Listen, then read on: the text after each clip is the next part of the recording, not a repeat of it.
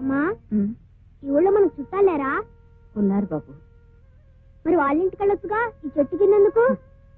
చెడి చుట్టాలింటికి వెళ్ళకూడదురా. పనిలోకి వెళ్ళాలి, తొందరగా కానివరా.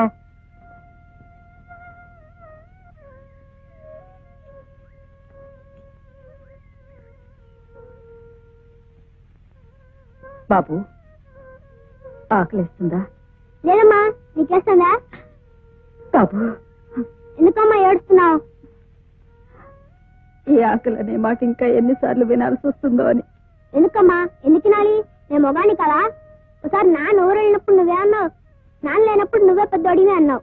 ఇప్పుడు నాన్న లేడుగా, నేను పెద్దోడిని. నీకు తినడానికి ఏదన్నా తెస్తానా? బాబు, ఎలా తీసుకొస్తావురా? దేవుడి మీద ఒట్టండి, ఆ వెంకటేశ్వర స్వామి మీద ఒట్టండి, వినాయకుడి మీద ఒట్టండి, ఇక్కడ ఉన్న దేవుడు అందరి మీద ఒట్టండి. నేను 20 రూపాయలు నోటు ఇచ్చానండి.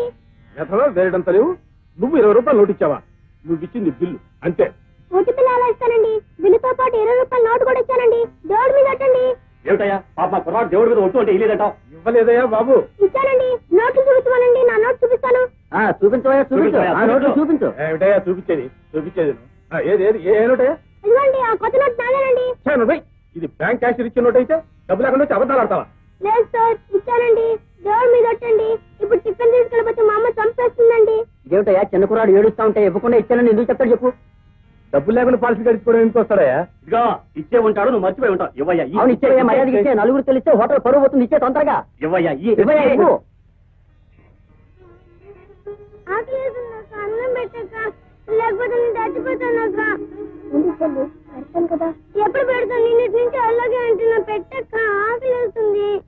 ఏడవద్దమ్మా, ఆకలి వేస్తుందక్క. పెట్టక్క. నీ పెడతాను కదా. పెట్టక్క, పెట్టక్క. ఎందుకు చెల్లి పెడతాను.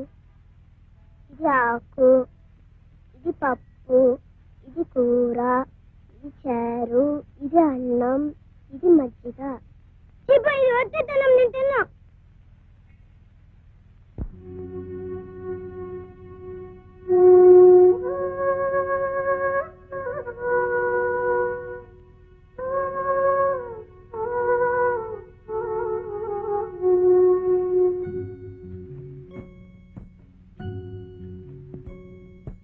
ఆకేసి పప్పేసి బొబ్బేసి నెయ్యేసి నీకో ముద్ద నాకో ముద్ద.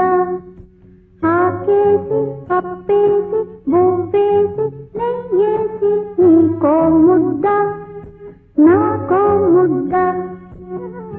ఆకలి తీరే పోయింది, అత్తారింటికి దారేది. ఇలా ఇలా ఇలా ఇలా ఇలా ఇలా.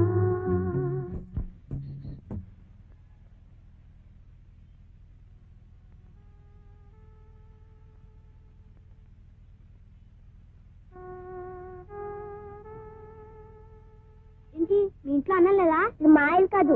మరి ఇక్కడున్నారే? ఎవరో ఎత్తుకొచ్చి ఇక్కడ పడేసేది. 2 రోజులైంది. ఆకలి వస్తుంది. నాకు పర్వాలేదు, ఇదే తట్టుకోలేక ఏడుస్తుంది. ఇడ్లీ తింటారా? ఓ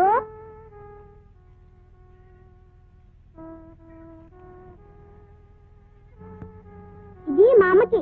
మా అమ్మకి చేసి పోలీసులు తీసుకొస్తాను. మీరే భయపడకండి, మిమ్మల్ని విడిపిస్తాను. నిజంగా వస్తావా? ఓ ఒట్టు ఒట్టు. అమ్మా, ఇడ్లీలు. ఎక్కడో బాబు? ముందు తినమ్మా. ఎక్కడో చెప్పరా? ఎవరినన్నా పనవడదామని వెళ్ళాను. అక్కడ ఒక ఆయన బస్సు ఎక్కుతుంటే బస్సు కింద పడింది. అని నేను చూశాను. ఆయనకి ఇద్దామనుకుంటే బస్సు వెళ్ళిపోయింది. బస్సు వెనకాల పరిగెత్తాను. ఆయన దిగేదాకా పరిగెత్తాను. ఆయన దిగిన తర్వాత పర్సు ఇచ్చేశాను. ఇస్తే ఆయన డబ్బులంతా చూసుకుని నాకు 20 రూపాయలు ఇచ్చాడు. అప్పుడు నేను 4 గిడ్డలు తిని నీకు తెచ్చాను. ఇంకో చిల్లరా బియ్యం కొని అన్నం వండు. నువ్వెక్కడికి రా? ఏంట్రా తలుపులు తెరిచే ఉన్నాయి?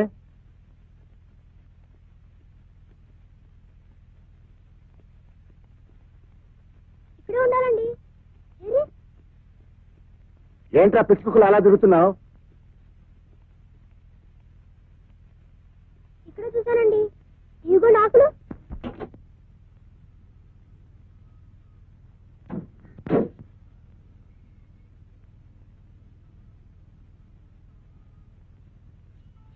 మనం పారిపోదాం. ముందు నువ్వు వెళ్ళు, వెనకాల నేను వస్తా.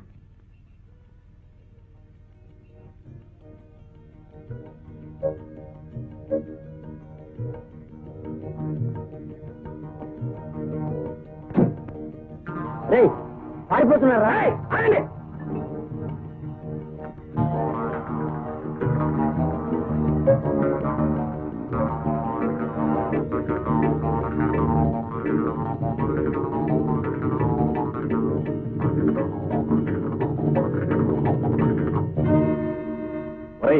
పోలీస్ ఇన్స్పెక్టర్ రా, ఒక్కలో తోసేస్తాడు. ఇంకోటి కదా దాన్ని ఎదుగుతాం పదా.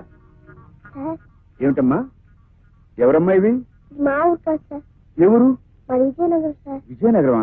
మరి ఎక్కడికి ఎందుకు వచ్చావమ్మా? ఎవరో దొంగలు ఎత్తుకొచ్చేస్తారు సార్. ఎవరమ్మా? అదిగో.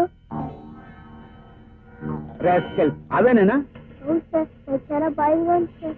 పర్వాలేదులే అమ్మా, నేను స్టేషన్ తీసుకెళ్ళి ఎంక్వైరీ చేయిస్తాను. మా చెల్లెలు కూడా ఉండాలి సార్. ఎక్కడ? ఏటమ్మా? పాతమన్నాను, ఎటు పాత్రలో తెలియదు సార్. పర్వాలేదులే అమ్మా, నేను స్టేషన్ తీసుకెళ్ళి ఎంక్వైరీ చేయించి నిన్ను మీ చెల్లెల్ని మీ ఊరు పంపిస్తాను. వద్దు సార్, అక్కడ మా పిల్ల ఉంది సార్, ఊరికే తంతారు సార్. మరి ఏం చేస్తానంటావు? నాతో ఉండిపోతావా? మరి మా చెల్లెలండి వెతికిస్తాను. నిజం చెప్తున్నానండి. నిజమా? వేదడంత లేవు, పోలీసులు అబద్ధాలు చెప్తావా రాస్కల్? కాదండి, నిజం చెప్తున్నానండి. నిజమేనండి. పట్టుదండి, పట్టుదండి, పట్టుదండి. నువ్వు రాయువని తెలిసినా, నీ ఉనికి అబద్ధం అని తెలిసినా, అబద్ధాలు చెబుతూ ఉంటే నోరు మూసుకొని వినే పిరికివాడివని తెలిసినా, ఈ బోనులో నిలబడి నీ అబద్ధాలే చెప్పేవాడినిరా. ఈ బోనులో నిలబడి నీ అబద్ధాలే చెప్పేవాడినిరా. దేవుని మీద ప్రమాణం చేసి దేవుని మీద ప్రమాణం చేసి అంతా నిజమే చెప్తాను. అంతా నిజమే చెప్తాను. అబద్ధం చెప్పను. అబద్ధం చెప్పను. అబద్ధం చెప్పను. అబద్ధం చెప్పను.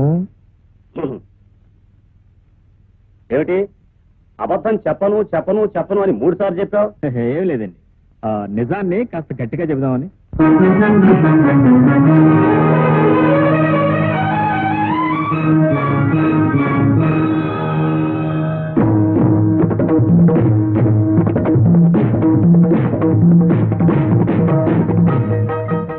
ఆనాటి మహాభారతంలో ఒక్కడే అభిమన్యుడు, నేటి భారతంలో ఎందరో అభిమన్యుడు.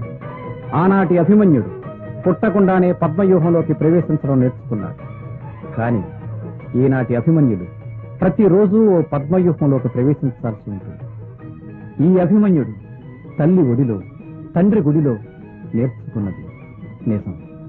నిజం, ఆ నిజం నికృష్టమైనదని, తండ్రిని పొట్టన పెట్టుకుందని, తన కుటుంబాన్ని చిన్న భిన్నం చేసిందని తెలుసుకున్నాక అబద్ధాల వ్యూహంలోకి అడుగుపెట్టాడు. ఆ అబద్ధాల వ్యూహంలోకి అడుగుపెట్టిన ఈ అభిమన్యుడు బయటపడతాడు.